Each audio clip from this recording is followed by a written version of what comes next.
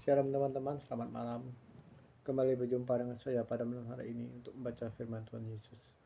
Pada malam hari ini saya kembali membaca firman Tuhan Yesus, Kisah Para Rasul, pasal 27 ayat 1 sampai 44. Mari kita dengarkan. Perikop Paulus berlayar ke Roma. Setelah diputuskan bahwa kami akan berlayar ke Italia, maka Paulus dan beberapa orang tahanan lain diserahkan kepada seorang perwira yang bernama Julius. Dari pasukan Kaisar, kami naik ke sebuah kapal dari Adramyttium yang akan berangkat ke pelabuhan-pelabuhan di sepanjang pantai Asia. Lalu kami bertolak. Aristarchus, seorang Makedonia dari Tesalonika, menyertai kami pada esokan harinya. Kami singgah di Sidon. Julius memperlakukan Paulus dengan ramah dan memperbolehkannya mengunjungi sahabat-sahabatnya supaya mereka melakukan keperluannya. Oleh karena angin sakal, kami berlayar dari situ menyusur pantai Siprus, dan setelah mengarungi laut di depan Kilikia dan Pamfilia, sampailah kami di Miria, di daerah Likia. Di situ perwira kami menemukan sebuah kapal dari Alexandria yang hendak berlayar ke Italia. Ia memindahkan kami ke kapal itu. Selama beberapa hari layar, kami hampir-hampir tidak maju, dan dengan susah payah kami mendekati Kinidius. Karena angin tetap tidak baik, kami menyusur pantai Kreta melewati Tanjung Salmone. Sudah kami dengan susah payah melewati tanjung itu, sampailah kami di sebuah tempat bernama Pelabuhan Indah, di dekat kota Lasai.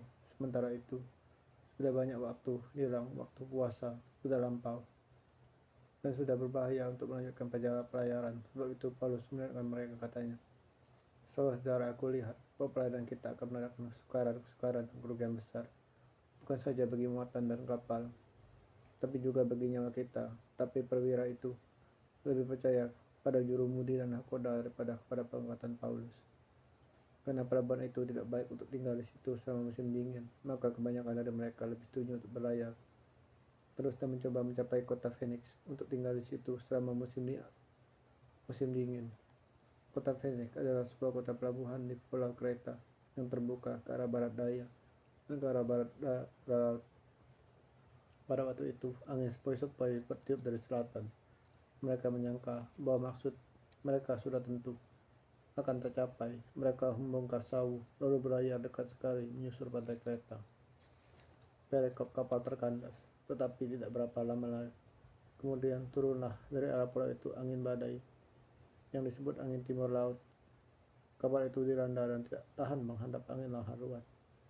Karena itu kami menyerah saja dan biarkan kapal kami terombang-ambing.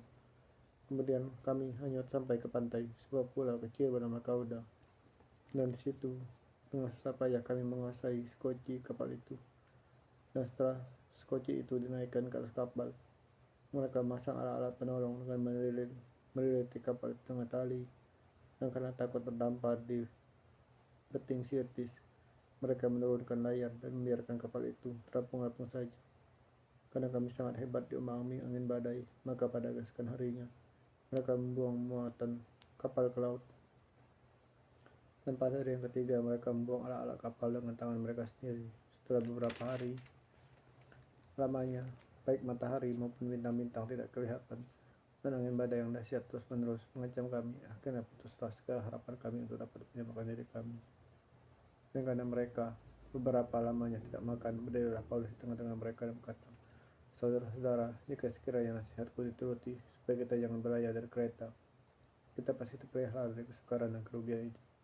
Tapi sekarang, juga dalam kesukaran ini, aku menasihatkan kamu supaya kamu tetap bertabah hati, sebab tidak seorang pun di antara kamu yang akan binasa, kecuali kapal ini. Karena tadi malam seorang malaikat dari Allah, yaitu dari Allah yang aku sembah sebagai miliknya, berdiri di sisiku.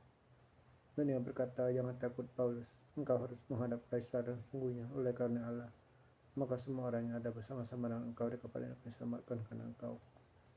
Sebab itu, tebarkanlah hatimu, saudara, karena aku percaya kepada Allah bahwa semuanya pasti terjadi, semua seperti dinyatakan kepada aku.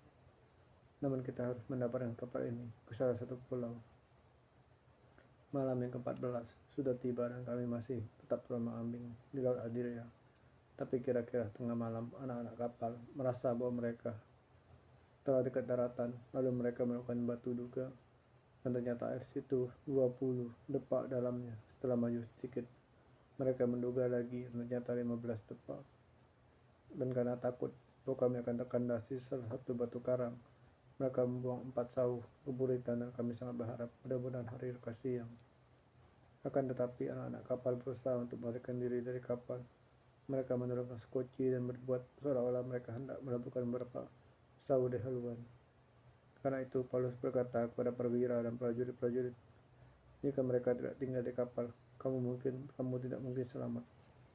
Lalu prajurit itu memotong tali skoci dan membiarkannya hanyut. Ketika hari menjelang siang, Paulus mengajak semua orang untuk makan. Katanya, sudah 14 hari lamanya kamu menanti-nanti saja menahan lapar dan tidak makan apa-apa. Karena itu aku menasihati kamu supaya kamu makan dahulu. Hal itu perlu keselamatanmu, tidak seorang pun di antara kamu akan kehilangan sehelai pun dari rambut di kepala. Sudah berkata demikian, ia mengambil roti, mengucap syukur kepada Allah di hadapan semua mereka, memecah-mecahkannya lalu mulai makan. Maka kuatlah hati semua orang itu, dan mereka pun makan juga. Jumlah kami semua ini kapal itu 276 jiwa. Setelah makan kenyang, mereka membuang muatan gandum ke laut untuk meninggalkan kapal itu. Dan ketika hari mulai siang, mereka melihat suatu teluk yang rata pantainya. Walaupun mereka tidak mengenal daratan itu, mereka memutuskan untuk sedapat mungkin mendapatkan kapal di situ. Mereka melepaskan tali-tali sauh, lalu meninggalkan sauh-sauh di dasar laut. Sementara itu mereka melakukan tali-tali kemudi, memasang layar topang, supaya angin meniup kapal itu menuju pantai. Tapi mereka melanggar busung pasir dan terkandaslah kapal itu. Haluannya terpancang dan tidak dapat bergerak, dan beritanya hancur dipukul oleh gelombang yang besar.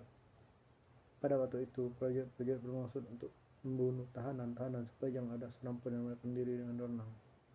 Tapi pura itu ingin menyelamatkan Paulus, karena itu ia menggagal maksud mereka dan merintahkan supaya orang-orang yang pandai berenang lebih dahulu ke laut dan naik ke daratan, dan supaya orang-orang lain menyusul dengan menggunakan papan atau pecahan kapal.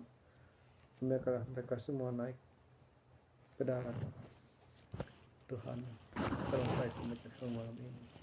Makasih Tuhan telah menopangku dan memberi kekuatan kepadamu untuk menjadi hidup hari ini. Makasih Bapa untuk nafas, untuk makanan semua yang Kau berikan. Dan Yesus, lepaskan segala kebencian, amarah, perkembangan.